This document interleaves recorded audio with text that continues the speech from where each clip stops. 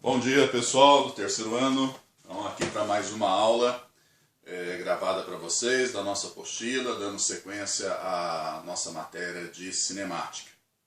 Nós vamos começar hoje o estudo de movimentos verticais sob a ação da gravidade, certo? Continuação do estudo do movimento uniformemente variado, né? E nós vamos começar por queda livre, né? O assunto de hoje é queda livre. Primeira coisa é nós entendermos o que é a queda livre, né? Por que livre? Né? Existe queda presa? Lógico, se estiver preso não cai, né? Mas livre do que exatamente a palavra aí quer dizer, certo? Então veja só, vou fazer uma experiência rápida e simples aqui para vocês, ó. Se eu soltar essa folha de papel e esse parafuso, certo? Qual dos dois deverá chegar primeiro ao solo? Né? Ao chão aqui da minha sala? Obviamente você vai dizer que é o parafuso, e você tem toda a razão, né? Se eu fizer isso, ó, eu percebo que o parafuso caiu primeiro que a folha. Tudo bem? Só que eu percebo também, ao mesmo tempo, que alguma coisa segura a folha e não segura o parafuso, certo? Por quê? Se eu fizer agora assim, ó, amassar essa folha e deixá-la bem pequenininha e soltar novamente os dois da mesma altura, no mesmo instante, aí eu percebo que eles chegaram juntos ao chão, mesmo o parafuso sendo mais pesado, obviamente que é. O que eu tirei quando eu amassei a folha? Né? Foi a resistência do ar, não é verdade? Então queda livre nada mais é que a queda desprezando a ação da atmosfera, desprezando a ação do ar, desprezando a força de resistência do ar. E quando isso acontece, os corpos caem com aceleração igual, que é a chamada aceleração da gravidade. E quando corpos aceleram igualmente, eles chegam juntos ao mesmo local. Né? Se você sair num caminhão e eu sair num carro pequeno, mas acelerarmos com a mesma intensidade, nós vamos chegar juntos, independente de você estar num veículo mais pesado que o meu. Tá bom? Vou fazer um outro experimento aqui para você, ó, para você ver. Eu tenho aqui, né, uma pedra, um pedacinho de papel, outro pedacinho de papel. Dentro desses três tubos do meio tem a pedra. Tá? Não sei se vai dar para visualizar bem aí, mas na hora que eu virar, repare o que acontece. Né? Esse papel e essa pedra chegam juntos. Logicamente que a pedra é mais pesada que o papel. Esse outro chegou depois. Né? Vou virar outra vez. Aí. Deu para ver? Né? Certo? Então esse papel chega junto com essa pedra e esse chega depois. Por que você acha que isso acontece? Certo? Obviamente porque dentro desse tubo, onde tem esse pedacinho de papel igual ao outro, a diferença é que nesse tubo não tem ar. Esse tubo tem vácuo. E aqui tem ar. Tá? Então, sem presença de atmosfera, como a aceleração da gravidade então passa a ser igual para todos, né? Na verdade ela sempre é, o que acontece é que quando você tem uma força extra, a força de resistência do ar, a aceleração resultante não é mais a gravidade, sim uma aceleração menor que a gravidade. Então aqui a aceleração é a mesma para os dois, eles chegam juntos. Tá? Ficou claro isso? Espero que sim, né? E vamos então completar nosso entendimento percebendo que se nós temos uma aceleração comum, né, igual e constante, que é a gravidade, considerando altitudes relativamente baixas, ela pode ser considerada fixa, constante, né?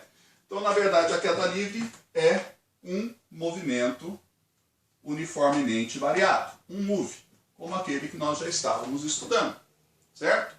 Não tem problema nenhum, porque a única coisa que vai mudar são algumas letrinhas. Em vez de chamar de S, a gente pode chamar de H, que é mais pertinente para representar distâncias verticais, né, deslocamentos verticais, ou ΔH, quando é um deslocamento. E no lugar do gama, da aceleração gama, a gente usa G. Então, por exemplo, se eu quiser calcular o tempo de queda, eu vou pegar a função horária dos espaços, que é essa daqui, ó. ΔS igual V0T mais meio de gama T quadrado, certo? Porém, o ΔS eu vou chamar de H. Vou considerar que o corpo parta do repouso, velocidade inicial zero. Tá? Então isso aqui some. O gama eu vou chamar de G, que é a gravidade, a aceleração da gravidade. Isolando o T, vai ficar raiz de 2H sobre G. Então, se eu quiser calcular o tempo de queda de uma forma, vamos dizer, mais direta, né, mais prática, eu posso usar a raiz de 2H sobre G. Mas nada impede que eu use a própria função horária dos espaços, que eu já conheço. É um move. Nada, quer dizer, quase nada mudou, né, a não ser essa aceleração especial. Se eu quiser, por exemplo, a velocidade final de queda, vou pegar a equação de Torricelli, né, vou trocar o gama por G, o ΔS eu vou trocar por H. Como V0 é zero, a velocidade final fica raiz de 2GH. Tá? Raiz de 2GH. Deixa eu pôr isso para o cantinho ali, porque aqui eu vou resolver já uma questão para vocês. Então aqui ficou V quadrado, V0 ao quadrado, 2GH, certo? Aí V0 zera, velocidade final, raiz de 2GH. Então, se eu quiser obter a velocidade final de uma forma direta, eu posso ir aí, né, já no raiz de 2GH, beleza? Bom, então vamos para a questão número 2 da nossa apostila, página 47, tá? Caderno 1, página 47, exercício 2. Os que eu pulo, depois a gente faz na nossa live, ou se não, alguma coisa fica para vocês fazerem. Mas é interessante que vocês tentem fazer, tá bom? Beleza? Então vamos lá, gente. Vocês estão bem? Tudo certo? Espero que sim. Então vamos lá. A questão diz assim: um ornamento da fachada de um prédio se desprende e cai por 20 metros até atingir um toldo. O toldo é rasgado e o objeto continua sua queda com 10% da velocidade com que atingiu, terminando finalmente sua queda ao chegar à calçada. Sabemos que a altura do toldo até a calçada é 3 metros, que a aceleração da gravidade é igual a 10 metros por segundo ao quadrado e que a influência do ar pode ser desprezada, né? Quer dizer, é uma queda livre. Qual é a velocidade com que esse ornamento toca o chão? Bom, vamos calcular a velocidade aqui, ó, na hora que ele chega no toldo primeiro, tá? Posso usar aquela formulazinha direta? Posso. Velocidade, raiz de 2 vezes 10 vezes 20. Isso aqui vai dar raiz de 400, que é 20 metros por segundo. Então essa é a velocidade com que ele chega ao toldo, certo? Bom, o que eu vou fazer? Vou calcular agora uma velocidade que eu vou chamar de V', tá? Que na verdade é uma velocidade inicial, né? Uma velocidade inicial desse pedacinho, desse último pedacinho dos 3 metros. Ele vai começar com essa velocidade, a gente quer depois definir a velocidade final. Então aqui eu vou ter um V0, certo? E aqui um V. Esse V0 é o 20 metros por segundo, porém ele perde ele perde na verdade 90%, fica apenas 10%, não é isso que ele fala? Ó, ao tocar ao todo, né, com 10% da velocidade com a qual o atingiu, certo? Ele continua com 10%. 10% de 20, 0,1 vezes 20, é 2 metros por segundo. Então essa é a velocidade com que ele vai começar a percorrer esses últimos 3 metros. E a gente quer a velocidade final. Onde é que nós vamos calcular isso? Na equação de Torricelli. Tá? Agora eu não posso usar mais essa equação porque não tem velocidade inicial zero. Tem a velocidade inicial diferente de zero. Então vou pegar o Torricelli.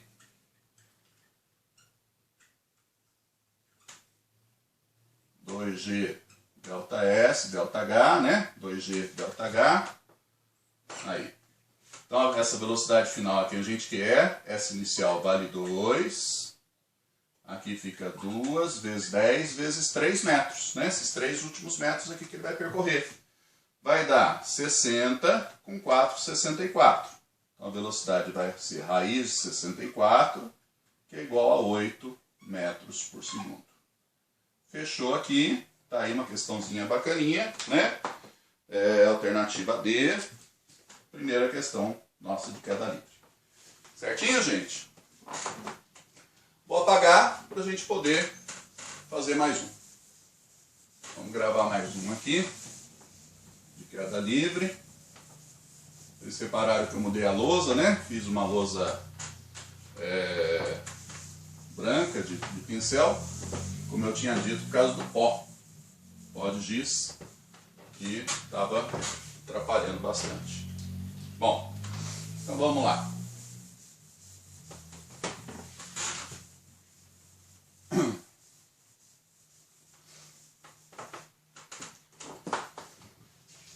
Esse vídeo era para eu ter colocado mais para o começo da semana, mas por causa dessa lousa que eu acabei demorando um pouco mais para fazer, eu estou conseguindo fazer só hoje, né? Mas está em tempo, a gente vai conversar sobre ele na segunda-feira. Questão 3. Questão 3 diz assim: do alto de um edifício em construção, o operário deixa um tijolo cair acidentalmente a partir do repouso numa trajetória vertical que passa pela posição em que um outro operário se encontra parado no solo. Um segundo depois do início da queda do tijolo, o operário do alto grita um alerta para o operário do solo. Considerando-se o dado da figura e a resistência do ar desprezível, a gravidade 10 metros por segundo quadrado, a velocidade do som no ar 350 metros por segundo e raiz de 1400 igual a 37, calcule a distância percorrida pelo tijolo entre os instantes 1 e 3 segundos após o início de sua queda. Tá? Então vamos lá. O tijolo vai cair, né, na cabeça do operário aqui, uma altura de 70 metros. Certo? Aí o tijolo. Bom, mas primeiro a gente quer saber qual a distância percorrida entre 1 e 5 segundos. Vamos montar a função horária dos espaços para o tijolo. Ó. H igual, né? V0 igual a 0, então V0T dá 0. O S0 nós vamos considerar como 0 aqui também, tá bom? E aí fica G T quadrado sobre 2. Então essa é a função horária dos espaços do tijolo. Tá? V0 é 0 e o H inicial, a altura inicial, também é 0. Então sumiram aqueles dois parâmetros da função, né? O V0T e o S0. Ficou só GT quadrado sobre 2, que equivale a 5T quadrado. Tá. Vamos achar então a posição dele, o H dele, no instante 1 segundo. 5 vezes 1 ao quadrado, 5 metros. É o H1. E a posição dele no instante 3 segundos. O H3. 5 vezes 3 ao quadrado, 45 metros. Então, do instante 1 para o instante 3 segundos, ele foi do 5 para o 45, certo? Quantos metros ele andou? 40 metros. Então, o ΔH, 45 menos 5, 40 metros. Beleza? Aí, então, o item A. E vamos para o item B. Vamos para o item B. O intervalo de tempo em segundos que o operário no solo terá para reagir e se movimentar depois de ter ouvido o grito de alerta emitido pelo operário no alto e não ser atingido pelo tijolo. Certo? Bom, então vamos lá. Primeiramente, nós vamos calcular aqui o tempo de queda do tijolo.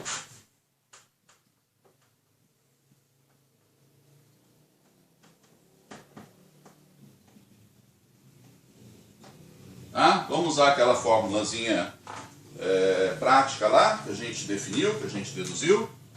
Tempo de queda, raiz de 2H sobre G. Então vamos lá. Isso aqui é o TQ. A altura, 70 metros, certo? 70 metros.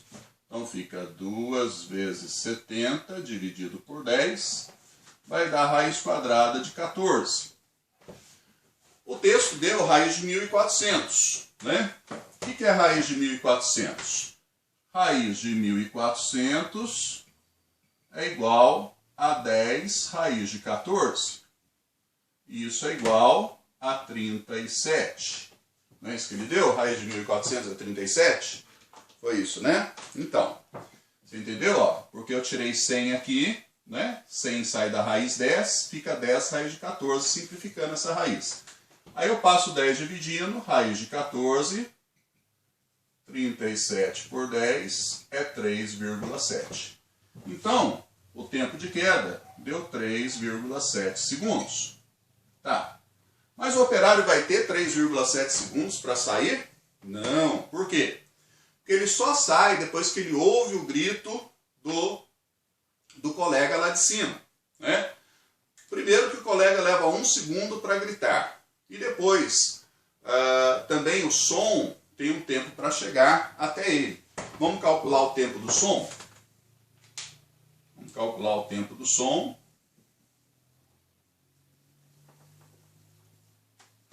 Beleza? O som é um movimento uniforme. E ele dá a velocidade do som aqui, né? 350 metros por segundo. Então nós vamos fazer ΔT do som igual ΔS dividido por V. Estou usando a fórmula de velocidade média, tá, gente? V igual a ΔS por ΔT. Então, o ΔT do som vai ser 70 dividido por 350, que é igual a 0,2 segundos. Certo?